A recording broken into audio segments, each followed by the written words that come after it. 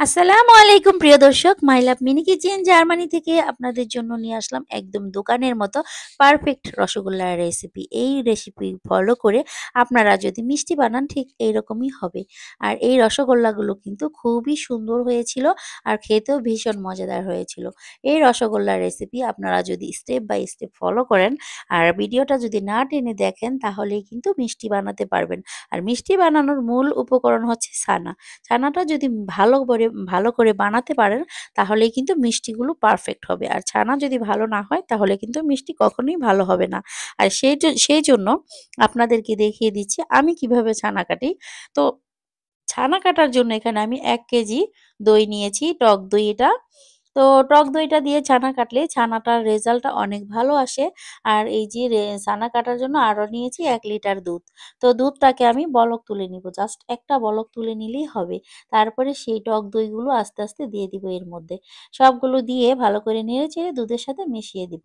মিশিয়ে দেওয়ার পরে এই ছানাটা মানে যখন নাকি একটা বলক চলে আসবে, জাস্ট একটা বলক চলে আসলে আমরা নামিয়ে নিব। এটা কিন্তু অনেক বেশি জাল করা যাবে না। অনেক বেশি জাল করলে কিন্তু ছানাগুলো শক্ত হয়ে যাবে। আর ছানা শক্ত হয়ে গেলে কিন্তু মিষ্টি ভালো হবে না। তো এই যে দেখুন অলরেডি ছানা কাটতে শুরু করেছি। যখন নাকি বলক চলে আসবে, জাস্ট একটা বলক চলে আসবে তখনই আমরা নামিয়ে নিব। তো এই যে দেখতে পাচ্ছেন একটা বলক চলে এসেছে। এখনই আমি নামিয়ে নিব। আর নামিয়ে নেওয়ার জন্য একটা স্ট্যান্ডের সাথে মানে এই যে একটা পাতলা জালিযুক্ত মানে কাপড় বিছিয়ে রেখেছি। তার মধ্যে ঢেলে দিয়েছি। এখন আমি ঠান্ডা পানি দিয়ে ভালো করে ধুয়ে নিব। যাতে করে ছানাটা তাড়াতাড়ি ঠান্ডা হয়ে যায়, ওভারকুক না হয়ে যায়। এটাকে এখন আমি বেঁধে সুন্দর করে ঝুলিয়ে রেখে দিব। আর একটু পর, পর চিপে, চিপে পানিগুলো বের করে নিব। ৫ ঘন্টা পরে তারপরে মিষ্টিগুলো বানাতে চলে যাব। আর তারপরেও যদি মনে হয় পানি আছে তাহলে একটা তাওয়ালে দিয়ে চিপে, চিপে পানিগুলোকে বের করে নিতে হবে। তারপরে আমরা ছানাটাকে বের করে নিব। আর এখন আমরা এখানে ৩ চা চামচ গুঁড়া দুধ নিব, তারপরে ৩ চা চামচ ময়দা নিব। আর ময়দার সাথে দিতে হবে চিনি। তো আমরা ২ চা চামচ চিনি দিয়ে দিব এখানে। আর বেকিং পাউডার সেটা হচ্ছে একটা ৪ চামচ নিয়ে ৪ চামচের ৪ ভাগের ১ ভাগ দিয়ে দিয়েছি। তো এটা আর কি স্কিপ হয়ে গিয়েছিল। তো দেখতেই পাচ্ছেন এই যে দুধের উপরে যে সাদা, সাদা সেটাই হচ্ছে মানে বেকিং পাউডার। আর এই যে এলাচ গুঁড়োটা আমি গুঁড়ো করে নিলাম আরকি। এলাচের যে দানাগুলো বের করে নিয়েছিলাম সেটা একটু গুঁড়ো করে এর সাথে মিশিয়ে দিলাম। সবকিছু উপকরণ একসাথে এখন মিশিয়ে নিলাম। তারপরে এই যে ছানাটাকে এখন আমরা ভালো করে মথে নিব। আর ওই উপকরণগুলো একটা সাইডে রেখে দিলাম। এখন এই ছানাটাকে ৫ থেকে ৬ মিনিটের মতো হাত দিয়ে এভাবে মথে নিব। আর এই যে দেখুন ছানাটা কতটা স্মুথ হয়েছে। না পানিও নেই ভিতরে আবার অনেক বেশি ড্রাইও হয়নি। খুবই সুন্দর আর সফট, এরকম সফট ছানাই আমাদের লাগবে। তো এটাকে আমি ৫-৬ মিনিট মথে নিয়েছি। এখন ছানাগুলোকে একটা সাইডে রেখে দিলাম। আর আগে থেকে যে আমি শুকনো উপকরণগুলো মেপে রেখেছিলাম সেগুলো এখন নিয়ে নিয়েছি। এখন আমি ২ চা চামচ ঘি নিয়েছি, এটাকে আমি গলিয়ে এগুলোর সাথে মিশিয়ে নেব। এই শুকনো উপকরণের সাথে ভালো করে মিশিয়ে নিতে হবে হাত দিয়ে ডলে, ডলে। তাহলেই হয়ে যাবে। আর আপনারা চাইলে এখানে কিন্তু সুজিও দিতে পারেন ২ চা চামচ, সেটা কোনো সমস্যা নেই। আর আজকে আমার হাতের কাছে সুজিটা ছিল না, সেজন্য আমি সুজিটা দিলাম না। তবে কোনো ব্যাপার না, একই রকম হবে, কোনো সমস্যা নেই। তো এখন ছানাগুলোকে এগুলো দিয়ে ভালো করে মথে নিয়েছি। টোটালি আমি ১০ থেকে ১১ মিনিটের মতো মথে নিয়েছিলাম। আর এখন এগুলোকে আমি বল কেটে নিয়েছি, কতটুকু করে বানাবো সাইজ করে নিলাম একই সাইজ যাতে হয়। এইজন্য এখন এগুলোকে গোল, গোল করে মিষ্টির শেপ দিয়ে দিব। আর এটা তো সবাই পারবো আমরা গোল, গোল করে মিষ্টির শেপটা দিতে। তাই এই যে দেখুন একটাই দেখিয়ে দিলাম। আর এমনিতে তো ভিডিওটা অনেক বড় হয়ে যায় বেশি দেখাতে গেলে। সেজন্য একটাই দেখিয়ে দিলাম। আর এই তো আমাদের সবগুলো আমি গোল, গোল করে বানিয়ে নিলাম। এখন যে ব্যাপারটা, এখন হচ্ছে শিরা বানাতে হবে। শিরা বানানোর জন্য আমি এখানে পানি দিয়ে দিব ৩ কাপ। ঠিক আছে? তো পানি ৩ কাপ দিয়ে এর সাথে আমাদের চিনির পরিমাণটা একটু বেশি দিতে হবে। কারণ হলো চিনির পরিমাণটা বেশি দিতে হবে এইজন্য আগে বলে নিই এখানে আমি ৪ কাপ চিনি দিব আরকি। তো ৩ কাপ পানির জন্য ৪ কাপ চিনি দিয়েছি। আর এই তো আমাদের যে রসগোল্লাটা আমরা বানাবো এটার শিরাটা একটু ভারী হতে হবে, ঘন হতে হবে আরকি। ঘন না হলে কিন্তু মিষ্টিগুলো ভেঙে যাবে। এইজন্য আর এই শিরাটা ঘন থাকলে মিষ্টিগুলো ভাঙবে না। আর এখন এই যে পানিটা যখন বলক চলে আসবে ভাব, ওই মুহূর্তে আমি মিষ্টিগুলো দিয়ে দিলাম। তো এই যে দেখুন এখন কিন্তু পাত্রটা ভরা নেই না? তো যখন নাকি মানে ১২ 12-13 মিনিট হয়ে যাবে তখন কিন্তু পাত্রটা ভরে যাবে, মিষ্টিগুলো একদম ফুলে ডাবল হয়ে যাবে।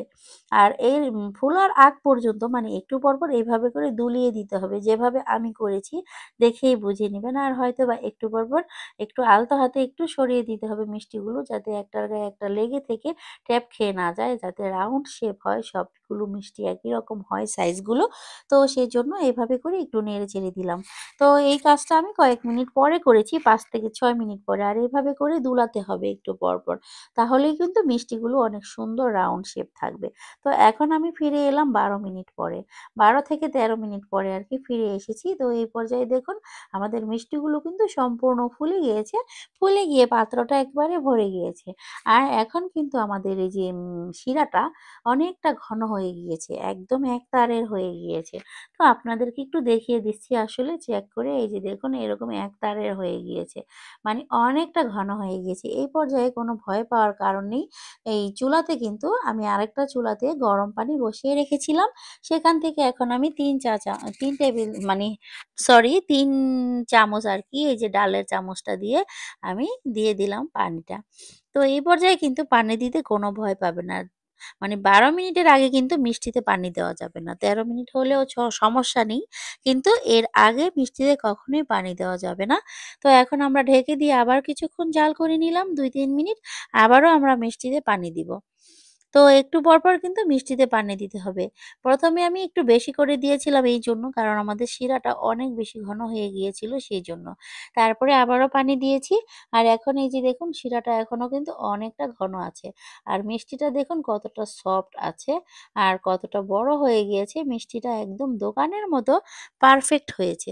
অনেক সুন্দর হয়েছে মিষ্টিগুলো।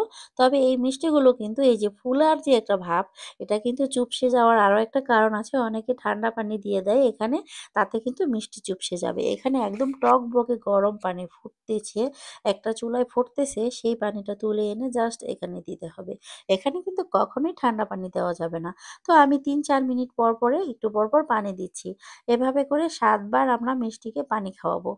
৭ বার পানি খাওয়াতে হবে। মিষ্টিকে যতবার পানি খাওয়াবো মানে সবসময় দেখতে হবে শিরাটা একটু ঘন হয়ে আসতেছে, এই পর্যায়ে আমাদের পানি দিতে হবে। তো এই যে দেখুন আমাদের মিষ্টিগুলো কত সুন্দরভাবে ফুলে একদম পাত্রটা ভরে গিয়েছে। আর মিষ্টি বানানোর সময় এমনই একটা মেপে মানে মাপ অনুযায়ী বুঝে শুনে একটা পাত্র নিতে হবে। আমি কতটুকু মিষ্টি বানাবো আর মিষ্টিগুলো কতটুকু জায়গা নিয়ে খাবে আরকি, শিরা খাবে, ফুলবে এরকম। তো এই যে দেখুন আমার পাত্রটা একদম পারফেক্ট হয়েছে। হয় মিষ্টিগুলো একেবারে গাদাগাদিও হয়নি, আবার একদম মানে উম ভ পাত্রটা ভরবে না এরকম না। মানে ভরে গিয়েছে। সুন্দরভাবে ওরা মানে ঘুরতে পারছে, চলতে ফিরতে পারছে এখানে, মানে কোনো ট্যাপ খেয়ে থাকেনি একটার গায়ে একটা লেগে থেকে। তো এই যে দেখুন আমি টোটালি ১ ঘন্টা রান্না করেছি এই মিষ্টিগুলো। অবশ্যই কিন্তু ১ ঘন্টা রান্না করতে হবে। এই ১ ঘন্টার মধ্যে কিন্তু আমি ৭ বার পানি খাওয়ানো খাওয়ানো হয়েছে এই মিষ্টিগুলোতে। আর এখন আমি পরের দিন সকালবেলা আপনাদেরকে দেখাচ্ছি দেখুন এই মিষ্টিগুলো কতটা সুন্দর হয়েছে, রস খেয়ে একদম ফুলে গিয়েছে। তো একটা মিষ্টি আপনাদেরকে আমি এখন কেটে দেখাবো আরকি। সেজন্য নিয়ে নিলাম প্লেটে। তো এই মিষ্টিটা এখন আমি এই দেখুন কতটা সফট হয়েছে আর ভিতরটা কত সুন্দর রসালো হয়েছে। একটু কাছ থেকে আপনাদেরকে আমি দেখিয়ে দিচ্ছি আসলে কত সুন্দর মিষ্টি বানিয়েছি। একদম দোকানের মতোই কিন্তু পারফেক্ট হয়েছে। আপনারাও কিন্তু আমার রেসিপি যদি ফলো করে মিষ্টি বানান, এরকম সুন্দর মিষ্টি আপনারাও বাড়িতে বসে বানিয়ে খেতে পারবেন। তো আমরা এখানে এই যে এভাবে করে মিষ্টি বানিয়ে খাই যখনই মিষ্টি খেতে ইচ্ছে করে। মিষ্টির রেসিপি ভালো লাগলে অবশ্যই লাইক, কমেন্ট, শেয়ার করবেন। আল্লাহ হাফেজ।